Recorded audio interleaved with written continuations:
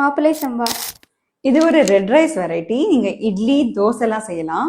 My ஹார்வெஸ்ட்ல நாங்க புட்டு மிக்ஸாவும் தோசை மிக்ஸாவும் வச்சிருக்கோம். So நீங்க பிரேக்ஃபாஸ்ட்க்கு மாப்பிள்ளை சம்பா யூஸ் பண்ணலாம். கருப்பு கவுனி ரைஸ். பேருக்கு ஏற்ற மாதிரி இது பிளாக் ரைஸ். இதை நீங்க ஊற வச்சீங்கன்னா குழக்கழன்னு ஆயிரும். இதுல நீங்க கஞ்சி செய்யலாம், இல்ல தித்திப்பா ஒரு ஸ்வீட் பொங்கல் இல்ல ஏதாச்சும் ஒரு ஸ்வீட் செட்டிநாடு வீட்டுல செய்யற மாதிரி செய்யலாம். கிச்சிலி சம்பா. வெள்ளை அரிசி. இதை நீங்க சாப்பாட்டுக்கு யூஸ் பண்ணலாம். அதை விட நீங்க இடியாப்பத்துக்கு யூஸ் பண்ணீங்கன்னா சூப்பரா இருக்கும். Brown rice. ப்ரௌன் ரைஸா? பாரம்பரிய அரிசியில ஆக்சுவலா ஒயிட் ரெட் பிளாக் தான் இருக்கு, ப்ரௌன் ஒண்ணு கிடையாது. பாலிஷ் பண்றதுக்கு முன்னாடி இருக்கும் இல்லையா, அதுதான் ப்ரௌன் ரைஸ். சீரக சம்பா. வாசனை சீரக சம்பா சொல்லுவாங்க, வெள்ளையா இருக்கும். நீங்க பிரியாணி செய்ய சூப்பரா இருக்கும். நீங்க கீ ரைஸ் ஃப்ரைட் ரைஸ் எதுக்கு வேணா யூஸ் பண்ணலாம். புங்கா ரைஸ். இது சிகப்பு அரிசி. இது பெண்களுக்கு ரொம்ப ரொம்ப நல்லது. நீங்க இட்லி செய்யலாம், தோசை செய்யலாம், இல்ல நீங்க அதை ஒரு சின்ன கஞ்சி மாதிரி செஞ்சு மார்னிங் சாப்பிட்டீங்கன்னா வயிறு செம ஃபுல்லா இருக்கும். தூய மல்லி.